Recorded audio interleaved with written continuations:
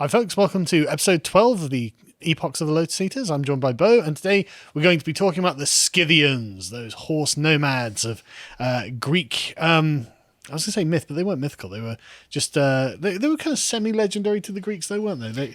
They were kind of like terrifying in a way, and like on the fringes of civilization as they understood them, and they didn't understand the Scythians very well at all, did they, really? And so it was Herodotus who really sort of gave us a sort of good insight into the culture initially, as I understand it, and of course in the modern era we have a much better understanding of these things, I assume. Yeah, definitely. Right, okay, well, where do we begin? Good question. Where do we begin? There's so much to say, and they are quite mysterious. Perhaps mysterious is a bit strong, but there's ambiguities, many ambiguities about the Scythians, or Scythians, however you pronounce it. And I think you're quite right to say that they're really on the fringes of the Greek world. Very much so. And the best account we've got is Herodotus. In book 4, he talks a fair bit about them. But we've got bits and bobs here and there, like most ancient history. Strabo. We've got a few lines in Strabo, of course. Always Strabo. I think Aeschylus mentions them once or twice. Pliny the Elder. Anyway, bits and bobs here and there. And I think the Greeks, if we're going to talk about the Scythians as, or at least to begin with, as Herodotus perceived them, the Greeks of that period, so what we're talking, the 4th century BC, is Herodotus? I should know Herodotus' dates off the top of my head, really. I thought it was 5th, but I'd have to check. But Herodotus says that they sort of perceived the world as that there were 4 sort of great peoples, barbaric peoples on the borders of the known Greek world. The sort of the Celts, the Libyans, which is just Africans, all of Africa really, the Indians of the Indus Valley culture, I suppose, and the Scythians. So the Scythians are sort of one of the 4 great people, and I suppose one of the first things you would have to say is that it's sort of a coverall term, or it's a very elastic name. There's all sorts of different peoples. Well, it's literally like us saying the Africans. Isn't Yes, it? exactly. It refers to more of a sort of geographic range, and who knows what kind of cultures. And I mean, you're leading into the cauldron of nations anyway in Central Asia. So who knows, what the origins or the beliefs of these people were. Yeah, when Herodotus talks of the Scythians, he talks as though, or if you just read it at face value and you don't know much about them, you might think he's talking about an individual tribe of people, but it couldn't possibly have been that. The amount of land we're going to be talking about is gigantic, and the span of time is pretty huge, and it's just clear now in the modern view that there would have been all sorts of different peoples, different ethnicities or admixtures of people. At what point were the sort of the more European end of Indo-European Scythians? At what point do they come sort of a Mongolian admixture? I mean, Herodotus obviously doesn't know and doesn't talk about any of that. So, but that's why it's interesting. I think there's some ambiguity there, and it's interesting. Yeah. Okay. So let's describe the landscape, because as I understand it, it's just a vast ocean of grass. Yes, the Eurasian steppe. Yeah. The steppe, the great steppe, the steppe peoples. Yes. Well, some say that the Eurasian steppe, most people say it's from Mongolia in the east. Some even say as far as Manchuria in the east, all the way through Central Asia, all the stans, Kazakhstan, Ukraine, all the way past the north of the Black Sea, all the way into sort of the Hungarian steppe. So all the way to Hungary. And so that is obviously a vast swathe of land. It's mostly grassland, because much south than that it gets very arid and hot and deserty, and north of that is very cold and tundras and permafrosts. But in the middle bit there, it's lush grassland. Certainly the further west you go, it's much more verdant and lush. Barry Cunliffe talks about how the grass is literally greener on the other side. Right, the further west you go, it's literally greener. And so you can see why these nomadic sort of horsemen would be, and I assume they've got vast flocks of animals as well. They don't do agriculture generally, do they? Well, there's some that do, some that don't, but mostly not. I mean, the mostly they're nomadic. Yeah. So you've got these huge herds and groups of people moving with the herds. Of course, they're going to keep coming west to the better grass. I mean, they're incentivized to do so, aren't they? Yeah. Professor Cunliffe, Professor Sir Barry Cunliffe, says that he's the same guy who wrote the book about Pythias. Oh, really? Yeah, he's great. He says it's a landscape of movement. Yes. Always tempting you further west. and that's what people that know their history, like the sweep of history, they're quite often people coming from the east into Europe, and it sort of funnels you towards Hungary or Anatolia or Hungary, one way or the other. Yeah. It funnels people that way, because there's lots of examples, aren't there? You know, the Huns and the Alans and the Mongols. Well, that's and the Sumerians, and exactly. There are so many, and this is something I think in the modern era we really don't appreciate just how safe the world is at the moment, because literally at any point in time in history, it seems that a giant and merciless horde of these steppe nomads could just turn up and start killing and raping and burning and pillaging everything. And you'd be like, right, okay. Well, I didn't expect that. No one expected that. They just appear out of nowhere, and suddenly there's 100,000 of them, and they want to kill everyone. Oh, brilliant! That's but that happened regularly throughout history. Really, once every kind of few hundred years. Here's a new group of barbarian savages who are here to kill everyone. Great. Can't even buy them off. But anyway, the Scythians, although their burials are some of them are extremely rich with gold. One of the things known about them is that they're not particularly interested in money. Just in general, they're sort of not interested in markets or gold or silver. But even that is sort of up for debate, because there are some Kurgan mounds, they call them, with loads of gold in it. But yeah, this idea that there are sort of these waves of displaced people from the east that come, that just forced further west.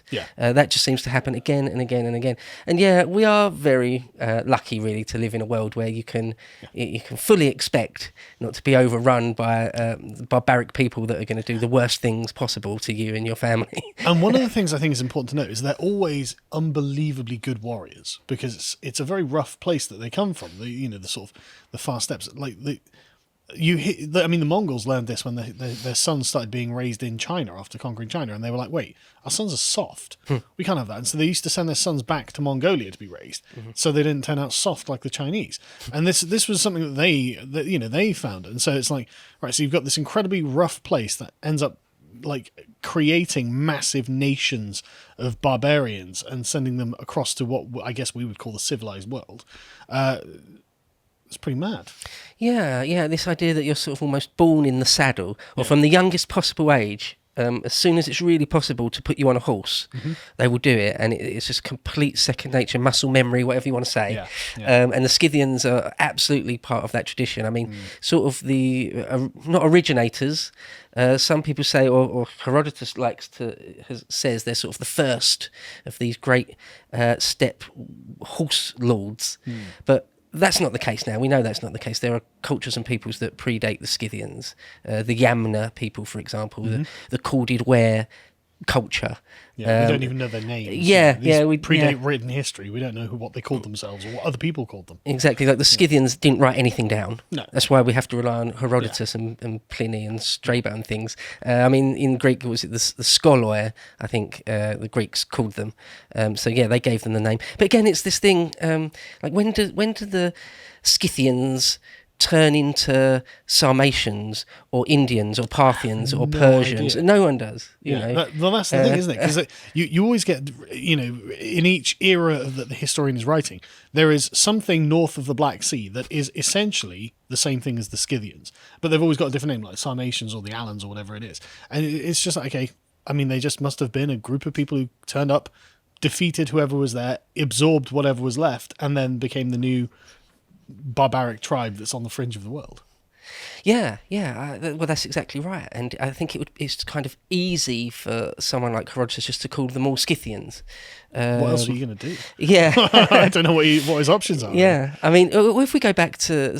I've heard someone say that the Scythians that we're going to talk about, so this is the horse peoples from the sort of Pontic steppe, the Black Sea, Pontus, or the kingdom of Pontus later is more to the south. But anyway, the Pontic steppe north of the Black Sea, sort of at their height, we're talking 7th, 8th century BC to sort of 2nd or 3rd century BC, up to the age of Alexander, roughly. But there are accounts, it does seem from archaeology and from genetic research, they were certainly around 2000 BC. Yeah.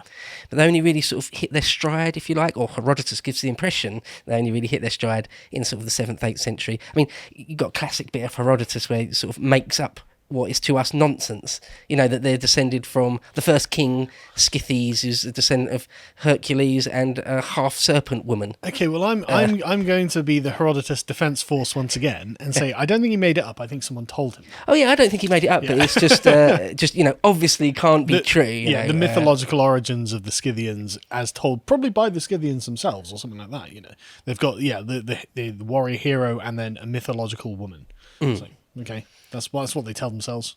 It's not true. Yeah. Probably. Yeah, probably. We don't know. I mean, another thing, just on that note, I suppose, good point to mention, is that he talks about griffins. The griffins up there. Yeah. And because we don't think griffins are real. Well. So, men with goat's feet. Yeah. And there were men in India that had the dogs' heads and feet reversed and things like this. But to Herodotus' credit, whenever he's told these stories, he always makes a note saying, I don't believe this. Yeah. I don't believe this. I don't believe this. So good on him, you know. And he does say it quite a lot. He does. I mean, when he does say something that's ridiculous to us silly, like there's griffins, he does quite often say, I don't believe that. I'm just letting you know. So but this is what I was told. Yeah. And like this is why Herodotus gets a bad rap, and I'm always going to defend him. Didn't the dog-headed thing survive into like the Middle Ages? Yes, it did. Yeah, there's pictures of people treating like the 13th century of drawing guys with dog heads. Yeah, so with feet face backwards for some reason. Yeah, God knows why. It is funny, isn't it, where you've got like the imagination sort of a child really still at play in sort of the adult world. Yeah. But notice how it's always in a very, very regular pattern. It's, you know, the people you're talking about know about themselves, and then they know about the next group, and they know about the next group, but then it starts getting quite flexible with what's probably real, and then you end up with mythological beasts. And it's like, and it's always the proximity. It's always proximity. So, you know. Well, there's one bit, maybe we can talk about that right now, the bit where Herodotus talks about what is sort of beyond the Scythian lands, and he talks about that there are lots of different types of Scythian to begin with. There's what he calls the royal Scythians, which are like a bit beyond the sort of the southern Ukraine. I'm talking modern day southern Ukraine, Kazakhstan area, north of the Black Sea. A bit beyond that, eastwards, are sort of the royal Scythians. I found these a fascinating culture that he described, because I recently reread Herodotus, so I'm fairly fresh in my memory on this. And it's the idea that this group of Scythians have the opinion of themselves that they're the rulers of all the Scythians, and they're the ones who are the important. So they kind of sounded like the Spartans in a way to me. You know, they've just got this idea about themselves that, no, we're the first men of Greece. You know, we're the first men of Scythia. You know, you know that, and we know that. And it's like, how do they, you know, like, how do they just, I mean, they must win a lot of wars or something, I suppose. Yeah, I think they considered, Herodotus says they considered themselves just the preeminent of the Scythians. But already there, you can immediately see that there's different tribes, different maybe family groups, possibly slightly different ethnicities. We're not really sure. Well, I mean, you know, we can probably find some sort of analogy in Britain, can't we, with the different areas of Britain and the attitude that the areas of Britain have towards themselves and the other areas. Yeah. It's probably something similar. To watch the full video, please become a premium member at lotuseaters.com.